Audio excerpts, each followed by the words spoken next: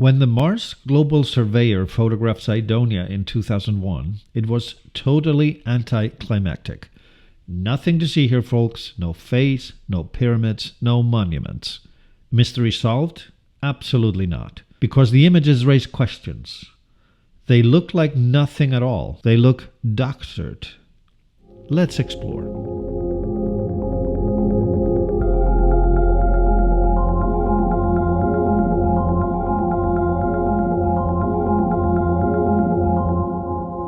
Hi everyone, and welcome to Project Bluebook, where we explore all things unidentified.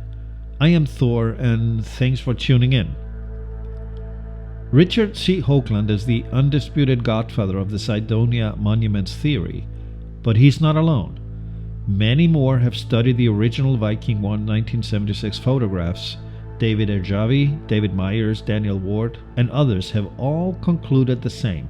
The evidence suggests intelligently constructed monuments on Mars in Cydonia, which would mean we have proof of an ancient intelligent civilization on Mars, with the possibility of proving connections to our own distant past or another civilization inhabiting Earth before we did.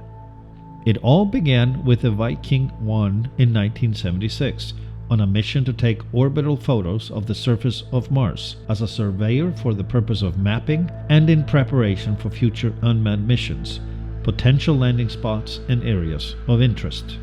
The key to remember is this: those color photos from 1976 were shot with, 1976 technology. Since then, we've evolved in pixel count and imagery technology by an order of several magnitudes. When the theory of monuments was introduced, it caused a media sensation because that face Richard so articulately pointed to on Mars, it looked like a face. It had echoes of the Sphinx of Egypt, and it also looked like ancient Olmecs of South America. Moreover, in its immediate vicinity, there was a five-sided pyramid, an intentional cluster of structures raised over the landscape coined the city, and there seemed to be an intentional mathematical relationship between the placement and angles of the structures. Standing by the pyramid and staring at the grandiose face, towering over you like a mountain deliberately built on top of the landscape, you'll be looking towards an absolute and true north on the planet Mars. Exact 60 and 90 degree angles abound, which are not random numbers either. They each represent mathematical multiple of 4 and 6, accruing to 360, the full circle. The mathematics go on and on. Richard further pointed to relational distances that seem to be replicated by the positions of the pyramids of Egypt. Let's listen to Richard explain this investigation. himself. We realized one day that there was exquisite mathematical linkage between the physical placement of the ruins on Mars and the physical placement of the ruins in Egypt. In fact, if I remember this correctly now, the cosine of one was equivalent to the sine of the other. And the odds of that happening were like 7,000 to 1. In other words, each special place with a Sphinx and pyramids on two separate planets knew the other's location to within one part in 7,000. And that's just not in the cards. That's not, as George Murray says, I don't believe in coincidence. Well, George is right. This cannot be coincidental. Richard headed curation at several science museums, was a science advisor to Walter Cronkite during the Apollo missions, as well as to CBS News and CNN, a consultant to NASA, as well as being the head of the Enterprise missions. His book, Monuments of Mars, A City on the Edge of Forever, is a landmark publication and a must-read. He went on to show us mathematically intentional architecture in Cydonia, using the only language that transcends space and time, the language of mathematics, before moving on to study and present evidence of structures on the moon and the hyperdimensional physics of tetrahedrons, the 19.5 degree latitude, the place where the pyramid within a sphere touches its surface, with supportive evidence presented throughout our solar system, a topic for another episode. Like others that break ground in research in theoretical physics and science, Plato, Copernicus, Giovanni Schiaparelli, Nikola Tesla, and Robert Goddard, who built the first liquid fuel rocket, they were all called fantasy lunatics and presumed borderline insane because they led humanity far ahead and away from their contemporary common wisdom. It is ultimately scientific evidence that proves them right or wrong. What next happened at NASA as part of its multi-decade plan of going to Mars, it started sending probes, but never to Cydonia. Despite pressure from the monument theorists who kept stating the obvious, hey, this is provable, let's go. It was only in 1996, with the announcement of the Mars Global Surveyor mission, that the Cydonia, as a curiosity topic, was acknowledged in their plans. Quote, NASA wishes to make it very clear that the objectives of the Mars Global Surveyor are to globally characterize the surface and atmospheric properties of the planet Mars. No specific features or regions have been prioritized by these objectives. Targets for observations by all of the mission's science instruments, including the high-resolution imaging instrument, will be determined by the scientists selected by NASA to conduct the experiments. The Mars Global Surveyor spacecraft is only able to photograph features on the surface of Mars that are directly below it as it makes each orbital pass. The spacecraft will fly directly over the Cydonia region. End quote. And they did. As early as 2001, at the time of this nation's rightful preoccupation with the events of September 11th, after the customary delays between capture and disclosure, they eventually began releasing images from MGS, and they were anticlimactic, to say the least. They showed nothing. They were further counterintuitive because the images of Cydonia made by the surveyor, presumably examined through the high-resolution imaging instrument touted by NASA, showed nothing but flat landscape and strange scratches instead of mountain-high artifacts, whereas the 1976 images 25 years earlier had shown giant monuments the size of small mountains. When zoomed in, the new images were even pixelated. What are these images anyway? They look like nothing at all. And they look nothing like the crisp crater images shot by the very same Mars Global Surveyor vehicle, showing incredible detail. They don't look like anything at all, least of all tricks of light and shadow. They look more like tricks of another kind.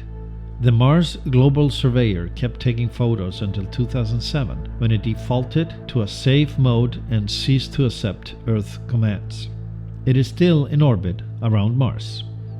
As a result, official interest in Cydonia dwindled. Nothing here to see, folks. Let's move on. And therefore, the rovers and helicopters and presumably future missions would skirt Cydonia Mensae as an area of no interest officially. What other unofficial programs have existed since, we simply don't know. But there are likely to be missions, landers, rovers, observational orbiters operating outside of the purview of the public and outside of NASA's duty to disclose. But can there be corroborative evidence other than the photographs? Let's remember some facts surrounding nuclear reactions. We have scientifically confirmed, including through the atmospheric study of the MGS, the presence of xenon-129, krypton, and UTH radioisotopes. They're unstable protons and neutrons in the atmosphere of Mars. These are the same elements that have been found on Earth, but only since 1945.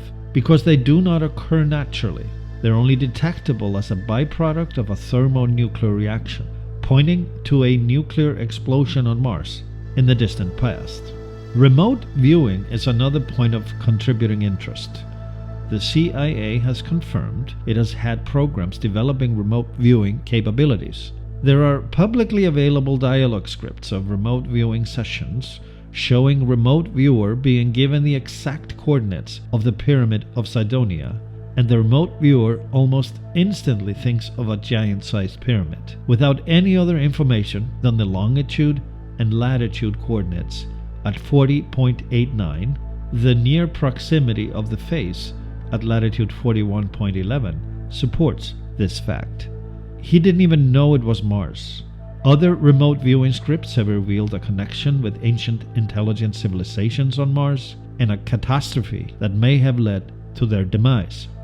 What if there's a connection between ancient civilizations on Mars and on Earth? Memories and knowledge we have lost in the darkness of changing times, causing our own amnesia regarding our past. Perhaps we are them, and perhaps they were connected to the gods. Perhaps they were spacefaring events that still interact with us today. The questions to ponder in relation to Cydonia and its monuments are: why would the CIA remote viewing program pick the Cydonia monuments' lat-long coordinates in the first place if there was nothing there? If there wasn't also a separate consensus with some group of decision makers that something remarkable is actually and truly there, and with the admission of at least a partial success regarding the remote viewing program, meaning remote viewing works, it is real. If we follow that logic additionally, why would the remote viewer instantly see a pyramid if there was no pyramid there at all? He saw a pyramid because there is a pyramid, is the much simpler and true answer.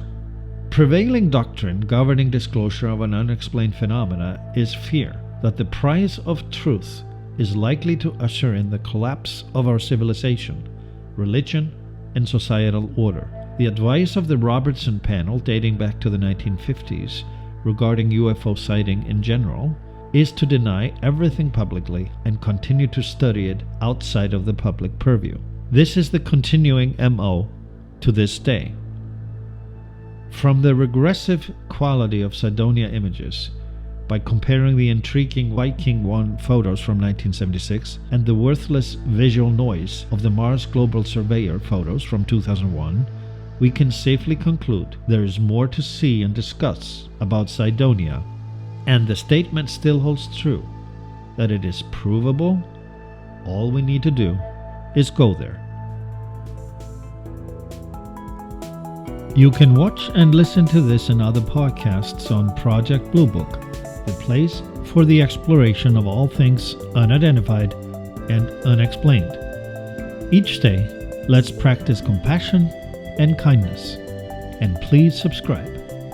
I am Thor, and thanks for listening. See you next time.